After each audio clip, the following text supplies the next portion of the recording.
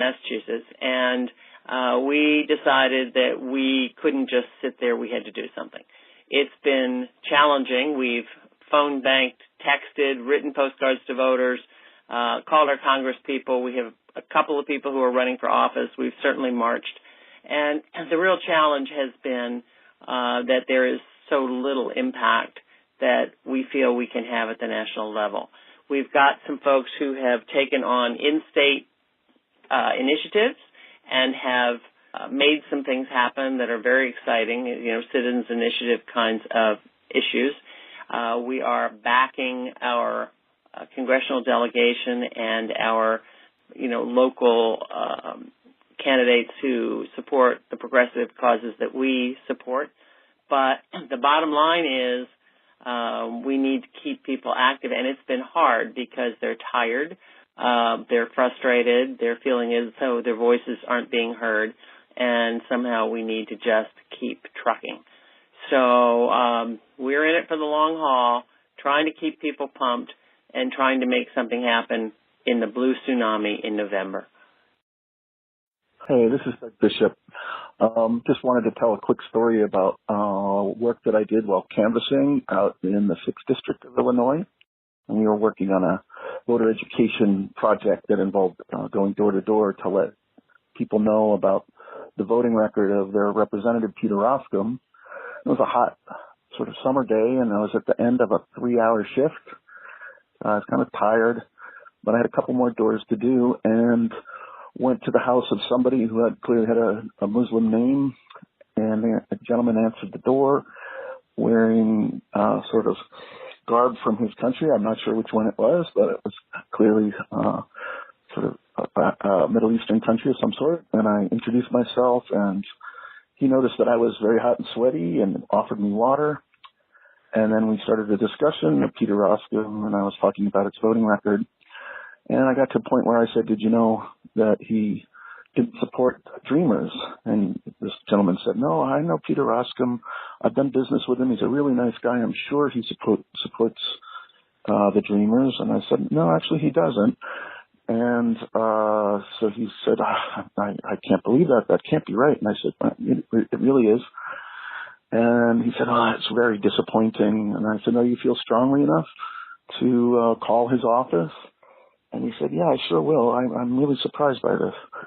Anyway, so it was a very, very friendly conversation, and it just realized to me, it felt to me like that 3 hours I spent was completely worth it. There's a lot of times when you canvass, a lot of people aren't home. Sometimes people don't want to talk to you, so you only get to talk to, maybe 10 or 15% of the doors that you knock on. But this really made it clear to me just how effective canvassing, door-to-door canvassing is, and how just one person can make you feel good about a 3-hour shift walking around a neighborhood. So I encourage people to do it, to enjoy, the exercise and being outdoors, and, keep at it, because sooner or later you're going to feel empowered and also feel like you've made a difference. Hi, my name is Lisa, and I understand that you wanted information on people who have been active politically since the last presidential election, and I certainly have. It started with the Women's March, the first one. I drove up from my little tiny town to Portland, and I participated in that. Right around that time, I joined my local Indivisible group, and I participated since then in every single Resist Trump Tuesday rally that we've had. It's not as impressive as it sounds. The first 100 days we met every Tuesday, but since then we've met the first Tuesday of every month. So it's a lot, but it's not like every Tuesday since inauguration.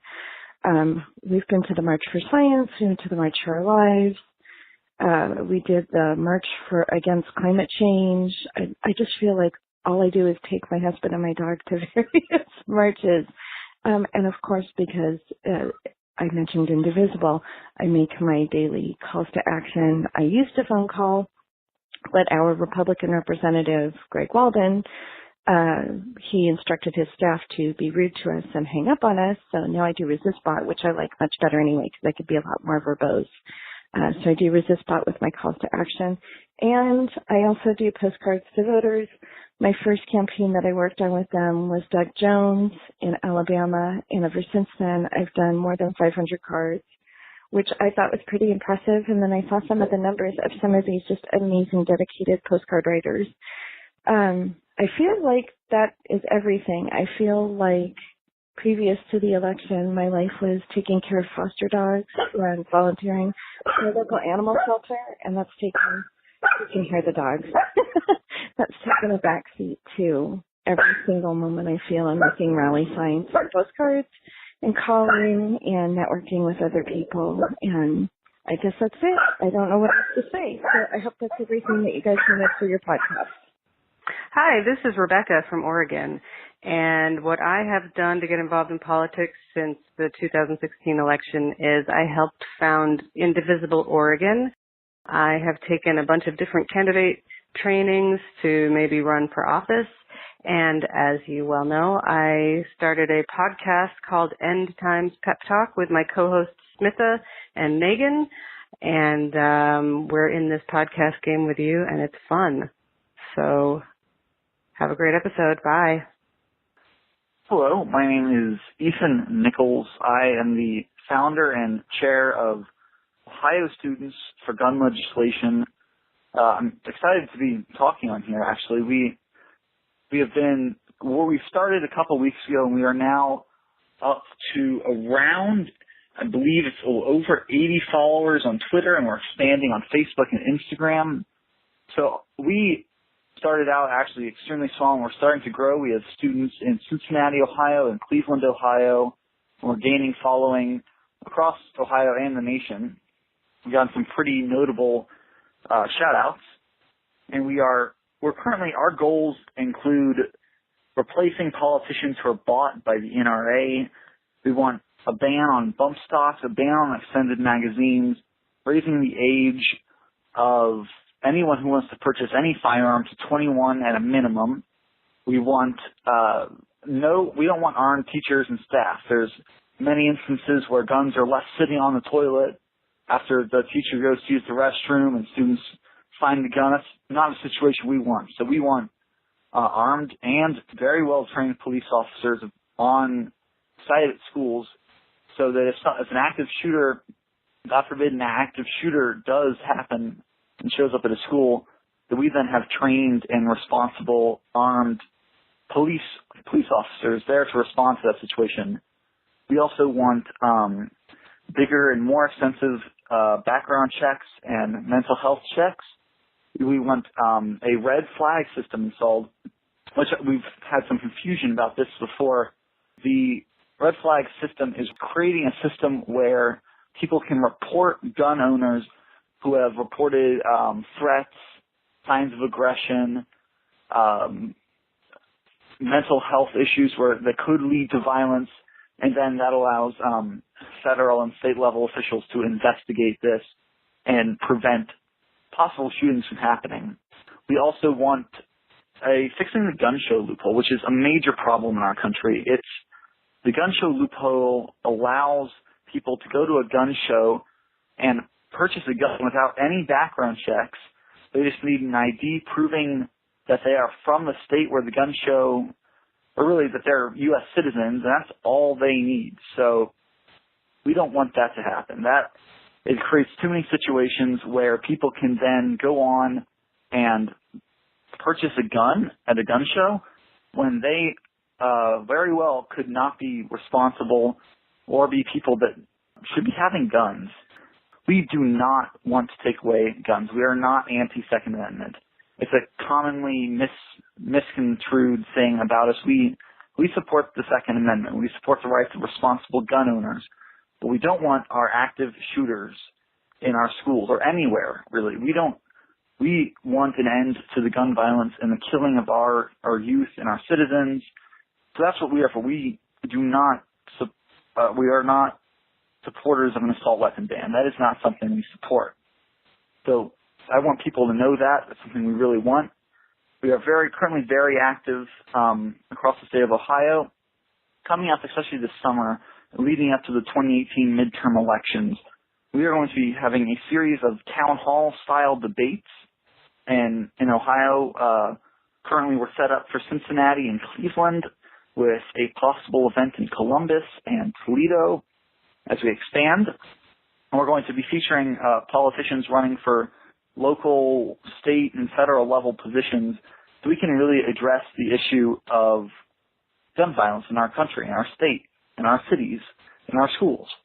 And as we do this, we'll also be including possible rallies and a June 1st National Gun Violence Awareness Day campaign, which we've launched. We're trying to really promote that in the Orange T-shirt campaign. So we would love people to support that. Thank you guys so much for having me. My name is Ethan Nichols, Chair of Ohio Students for Gun Legislation. Please give us a following on Twitter at OH Students for GL and Facebook and Instagram, Ohio Students for Gun Legislation. If you want to contact us, our Gmail is studentsforgunlegislationohio@gmail.com. You can email us and we'll get back to you within the day with any questions, any answers you want. So please give us a contact and a follow. Thank you. Bye. Yes, I'm in Texas, and I do postcards to voters. Thank you. Hi, my name is Mandy Metzger, also known as Mandy the Democrat. I have been extraordinarily inspired by Hillary Rodham Clinton and Tony the Democrat. I am just a regular mom. I'm a gynecologist. I have 3 boys. I'm 52, proud years old, and I am embarrassed to admit that I was never politically active. I did vote, I think, in every election, but never so much as any action really to support a candidate, although I really supported Planned Parenthood and such. Anyway, I was despondent. I remained sad, scared since the horrifying, corrupt election of Donald J. Trump.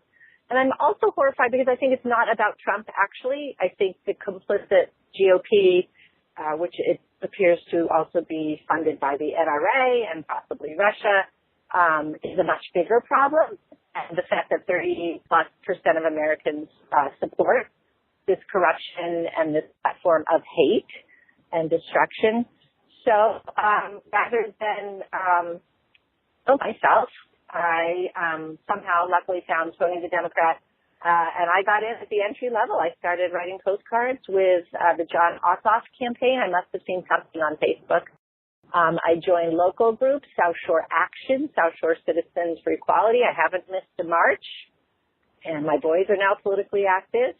I do donate. I phone bank. I've learned to text, although that's technically a little difficult for me, but my friend is big on the open progress texting. And I canvass, which I can't stand, and I hold signs, and I give out candy. And again, these are very difficult for me. I, by nature, fake it well, but I'm actually fairly introverted. So what I love about writing postcards to voters is it's easy, it's fun, it's on my own time. I think people really enjoy getting a handwritten note. I think most people are of moderate, democratic, pro-choice, pro-gun sense, pro-LGBT, pro-environment, pro-education, pro-disability rights.